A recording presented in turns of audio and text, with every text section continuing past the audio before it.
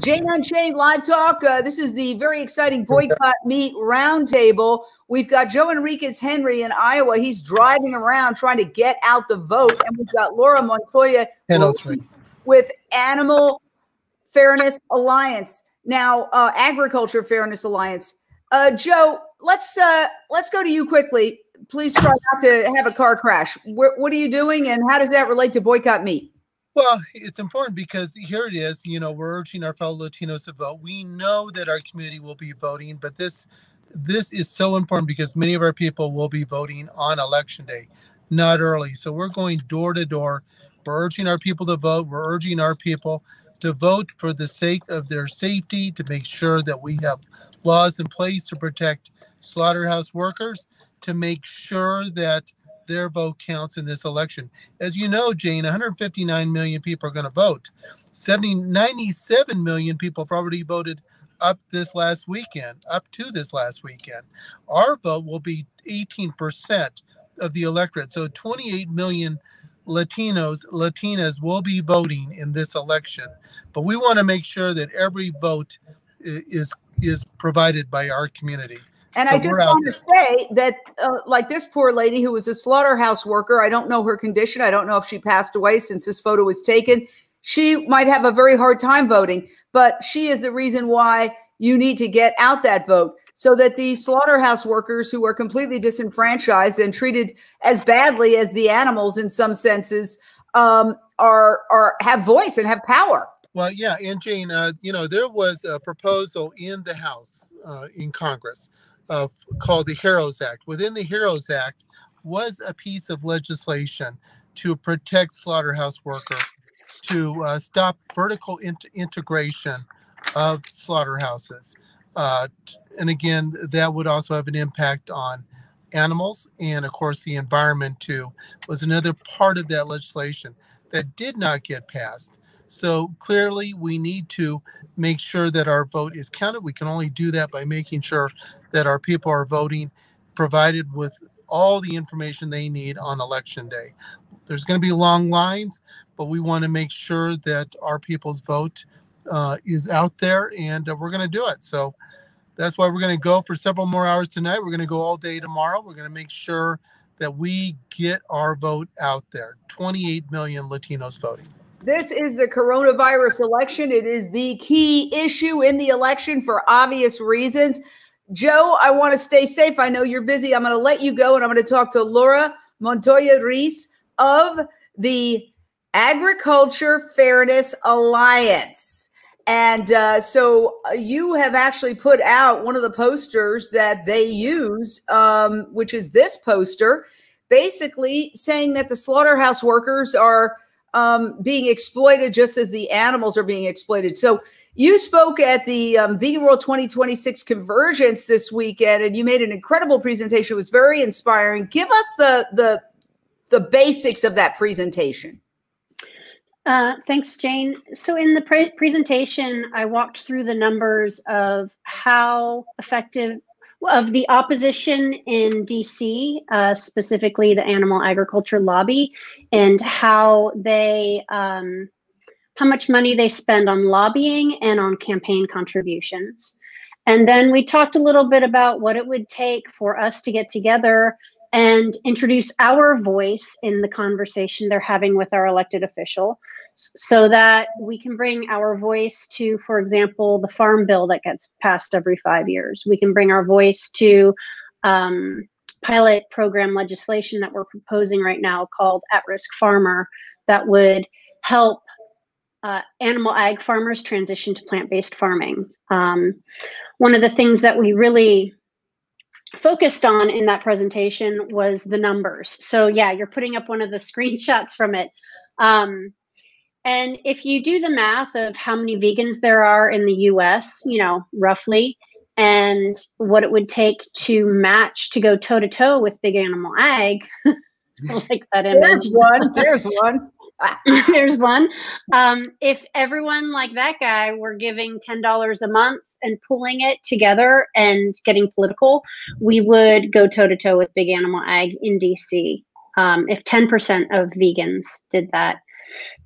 It's not, we have the numbers. As my co-founder Connie often says, you know, farmers are less than 1% of America, and we're more than 1% of America. So we can absolutely do this. And it's not that we're against farmers, we're against rigging of the system mainly by the mega corporations that are twisting the laws so that the big corporations that profit off the backs of these animals, that they're no longer writing the laws, that we're writing the laws too. And, you know, when, as I do undercover investigations, these photos are from a recent undercover investigation into a Texas dairy auction house when the cows get to, they call spent, which a cow can live 25 years. In this horrific life, they get spent after just a couple of years and they're sent to slaughter, and they're often so sick. This image will haunt me for the rest of my days, what these poor animals have gone through. And we need to speak up for them because they can't speak up for themselves in Congress.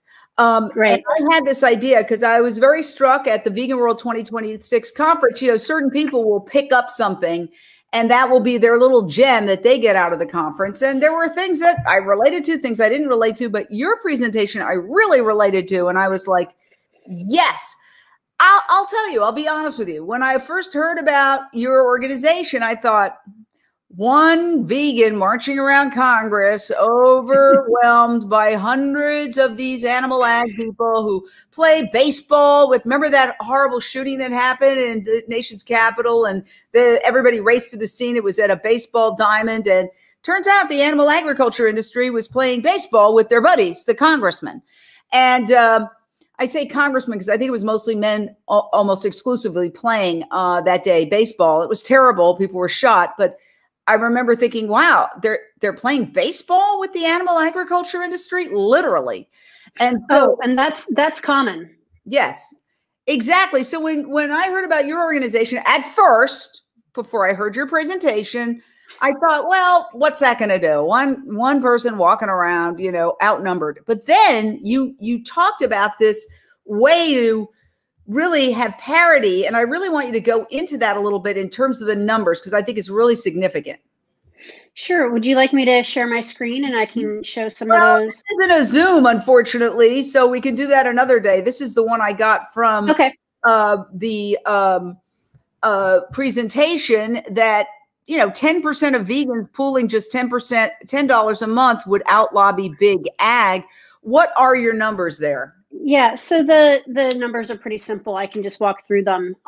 So roughly 331 million Americans in the US, and estimates, depending on the pollster or the research group you look at, the estimates of numbers of vegans is anywhere between 0.4% to 6%. So if you just think, okay, it's somewhere in between, let's be conservative and pick 1%. So 1% of 331 million is 3.31 million. And then if you say 10% of those people, so 300,000 vegans, if they all pool $10 per month and get political with that money, give to a 501c4 organization like Ag Fairness Alliance, we can certainly have other groups coordinating with us, and there are already some 501c4s we can coordinate with in DC. If we get to that level, then we have a couple hundred lobbyists playing baseball and hockey with the staffers and with the legislators in DC, rubbing elbows regularly, meeting with them often to craft policy. One thing a lot of people don't know is lobbyists write legislation. Though, like, we have written legislation that was written by a lobbyist who's a lawyer, and we actually bring that into politicians' offices. And of course, it can move around a little bit, but ultimately, it's written by them. You don't have to be a lawyer to write legislation. So yeah, lobbyists write a lot of it, and they put in sweetheart deals for themselves. And when they run unopposed, I mean, you can imagine the only opposition they have is maybe going too far, and a politician saying, "Oh, well, this is a little too corrupt, so we can't go that far." But that's not the correct limit. We need to be in the conversation too. And yeah, those who just want to end lobbying, you explained, forget about it. It's a constitutional right, and any lobbyist will tell you that according to the Constitution, lobbyists have a right to exist and they will continue to exist. So we have to deal with life on life's terms. So exactly. After I listened to your talk and I was thinking, I was actually thinking about all the things that I don't spend discretionary income on anymore, because I liked your idea and I thought this is practical. I think this could happen. So I signed up for $25 a month. And everybody watching, I urge you to sign up for $10, $1. One of the things that I liked about it was that you gave people the option of signing up for $100 a month or $1 a month. Give me the website again where people could go to sign up. You can go to, we have a shortener. So Okay. the long website is agriculturefairnessalliance.org, but you can just type in afa.farm, F-A-R-M, and you'll land at the same website. And there you can go to get involved and you'll find a join us link. Okay. And that's where you can sign up. Literally afa.farm. Mm-hmm. This right here, you can be part of this. You can help change the world.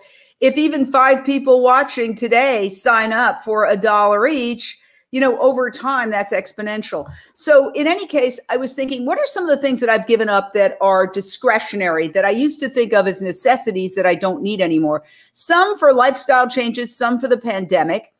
I'll give you an example, pedicures. I used to get pedicures years ago, and manicures and pedicures, and I knew I did not enjoy the process. I always thought it was very strange. Somebody I don't know massaging my hands like they really cared when I knew they didn't. No offense to them. I don't care. I didn't care about them. They didn't care about me. And I'm like, what's going on here? I don't understand it. But somehow I thought I was supposed to get. One day I said, enough. I refuse. Right there, I had a bunch of discretionary income that I wouldn't have had if I'd spent it every day. That adds up a lot. It happened to be in New York, but that could literally be a couple $100 a month. Okay. Yep. You look at something like hair color. I used to go to a hair salon years ago and get my hair, colored up. I stumbled upon cruelty-free henna. I do my own color, for better or for worse. I could probably get around to it again now. It looks natural to me. Yeah. Another thing that I don't have to spend $200 a month, especially as you get older, you have to dye your hair more often, $200 a month. Right. If you decide to dye your hair. No, I'm just using examples. Okay. So the biggie is alcohol. Now I'm a recovering alcoholic with 25 years sobriety, knock on wood, that will continue. That's fantastic. Thank you. But I used to spend a ton of money on alcohol. I was one of those drinks for everyone, drinks for everyone. And then I'd get my American Express bill would come in on a buggy, and I'd wonder what is that? Were they delivering a mattress? No, it was my American Express bill. Alcohol uses huge amounts of money. Yeah. So, in a humorous way, I'm trying to say that if we constructed a way where people could give up something per month that would equal that amount, I think it would be a creative way, even on your website, like here's a list of things you can just skip. That's a great idea. For example, housekeeper. Now, I haven't had anybody in my house, and I gave up my housekeeper a long time ago. I moved into a studio apartment in New York, and that would have been truly ridiculous. There was nothing to clean. There was nothing to clean up. You open the door and you were against the wall. Mm-hmm. And so I realized, I enjoy the freedom, and I also clean up as a moving meditation. I'm vacuuming. Mm-hmm. I'm thinking of ideas. It's exercise. So I gave up my housekeeper. There's a whole bunch of little things like that I've given up that you wouldn't believe the amount of money that they accumulate. Then I can, not that I'm, Mother Teresa, but I do give, donations, and we are a nonprofit ourselves. We survive on donations. Mm-hmm. But I was thinking for your purposes, if you could construct something where people could make a pledge to give up when they make this commitment, it's kind of like a fun game. Do I want to give up 4 cups of coffee a month? That would easily be at least the $10, maybe even depending on where you go, the $25. Yeah. I can't believe how much just a soy latte costs at some places. Yeah, and it's unbelievable. It's crazy. So I guess I was inspired to this idea by a number of people, but one is somebody who said to me, if every vegan gave up alcohol, we would have more money than a similar thing to what you're saying about the lobbyists.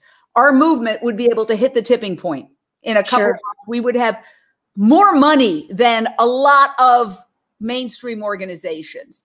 So anyway, what do you think about that concept? In other words, inviting people to use their imagination and making it a fun game to give something up as opposed to a sacrifice. I love it. I mean, we could even make it some sort of an interactive web page or a poll where it's like, okay, tick off the things that you buy regularly that you're going to give up for a month or trade in for investing in having a voice in DC. All of your examples I completely resonate with. Like, the reason why I wasn't available 2 hours ago is because Monday at this time, our house, this is when we clean as a family, because we don't want to spend the money on a housekeeper. We can clean ourselves once a week, focus on a room. So we did the bathroom. So that's where I was when you had emailed me. Good. But because exactly that, I want my money to work for me, and I want to send it to things that are meaningful. And to me, cleaning the house is something I'd rather save money on. Same with dining out. You know, like if we have a couple favorite restaurants. We just moved to this area, and but we lived here a while ago. But we cook at home a lot. A lot of it's because of COVID, but it's also just because you think about how much money you spend eating out, and it's a fleeting pleasure. And in the long run, it doesn't add up. Whereas I'd rather send that money to some of the people I sponsor on Patreon, for example, like Christopher Sebastian or Earthling Ed, or, you know, any number of them, right?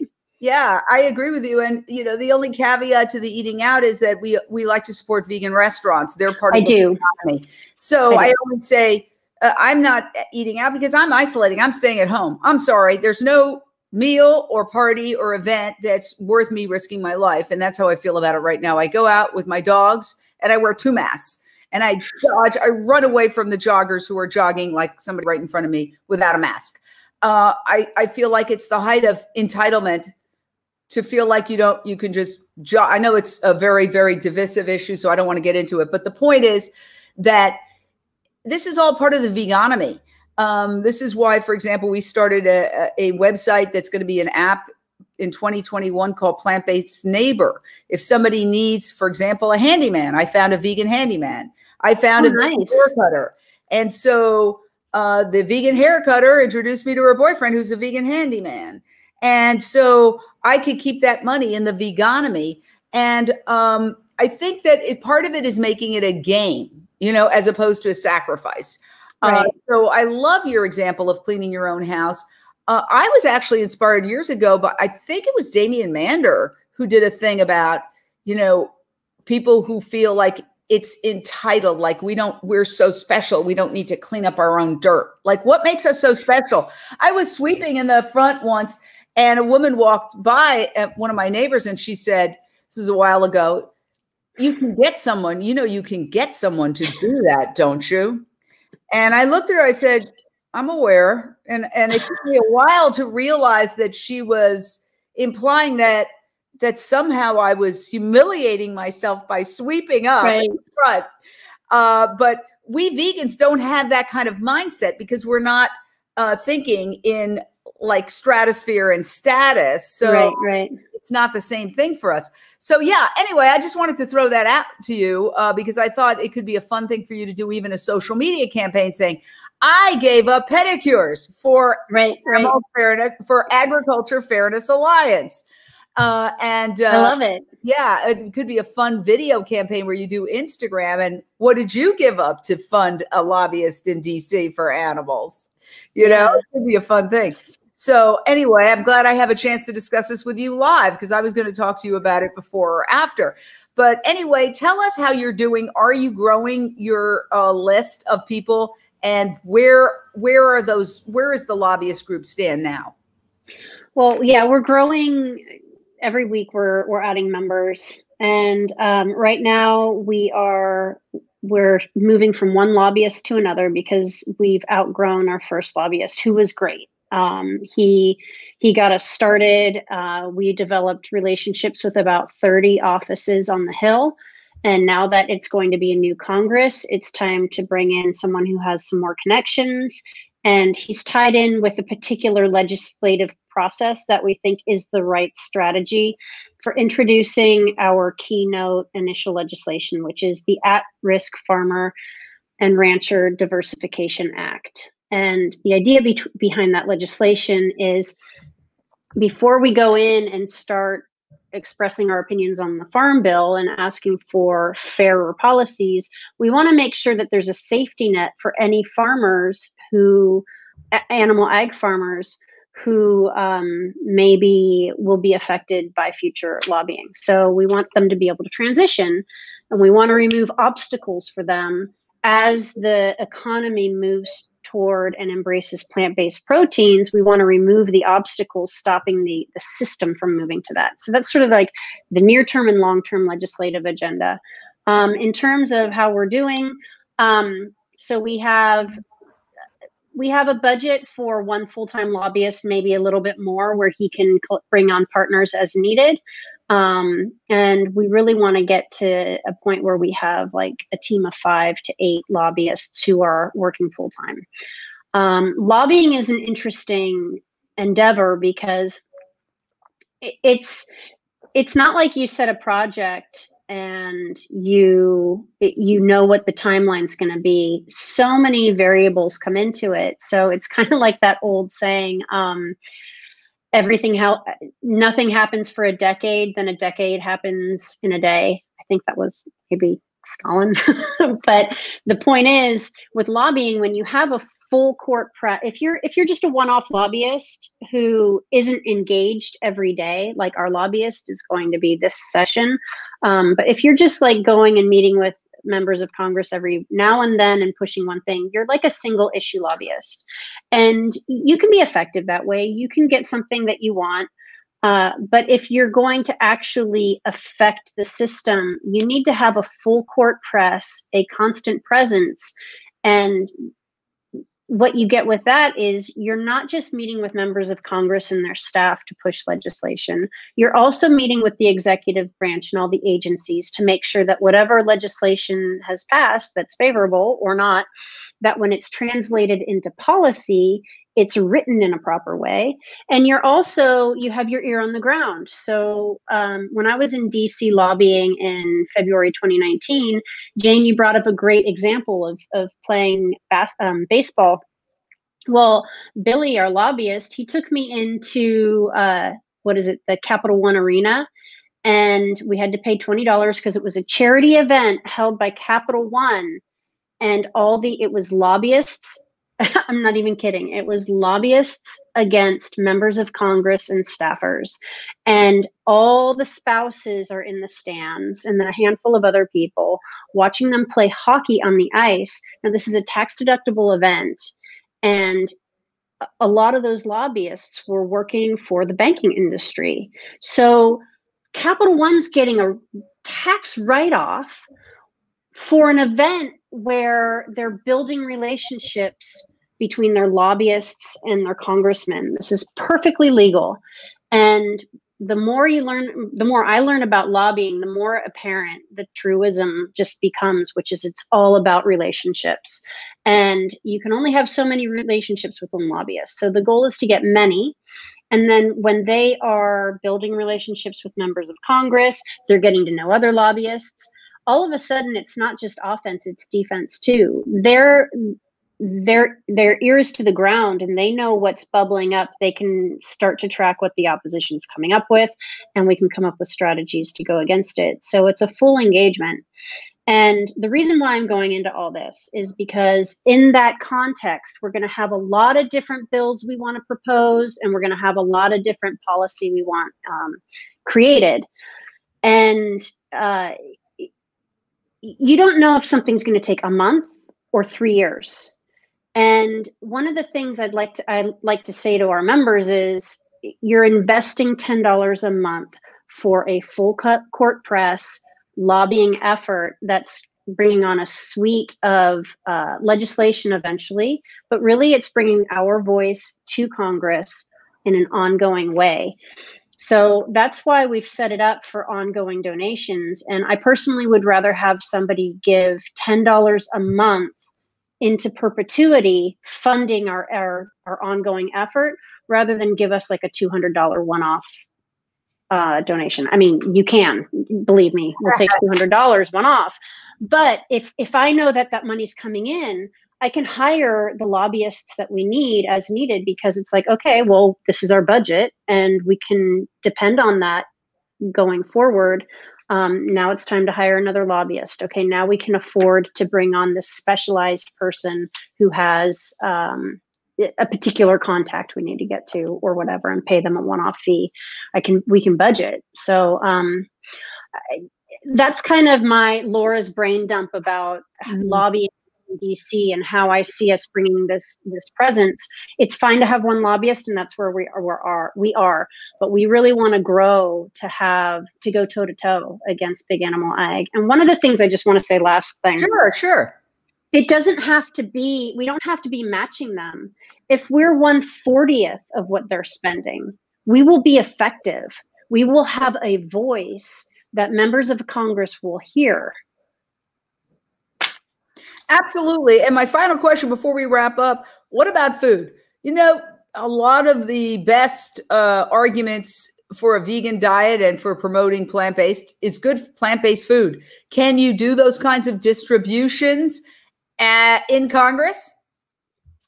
Yeah, absolutely. In fact, when I was doing my 3 weeks of lobbying with Billy in 2019, a few of course, we weren't really super forward about, oh, Laura's a vegan. And in fact, I was kind of a new vegan at the time.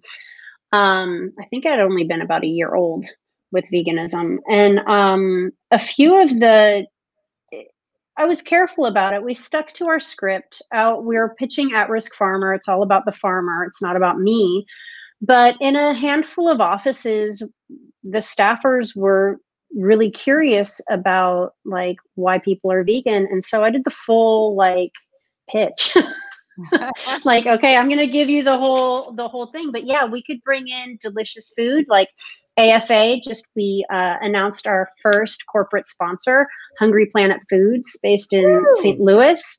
Their food is delicious. So I could totally see bringing in some of their delicious crab cakes to like reps from Maryland or Virginia, or, I mean, their crab cakes are amazing. And when we say crab cakes, we're talking vegan crab cakes. Because some people have no idea what veganism is, and they think it's going to be okay to eat crab, but it's vegan. You know, everything now can be made vegan.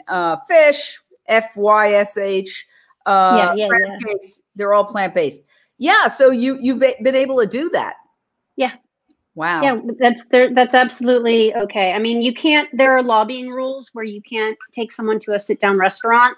So you need to be within the bounds of all those rules. So you might need to be standing up with like hors d'oeuvres on a tray. I don't know. It's weird, but we'll comply. All right. Listen, I want to say thank you so much, Laura Montoye Reese with Agriculture Fairness Alliance. Go to afa.farm and sign up. Even if you give $1 a month, $10 a month, $25 a month, $100 a month, whatever you want, they will put lobbyists in Congress to promote veganism and end factory farming. Thank you so much, Laura. Thank you so much, Jane. Thank you for the time and your enthusiasm for our mission. I appreciate it. Keep me posted. Bye. Okay, I will. Bye.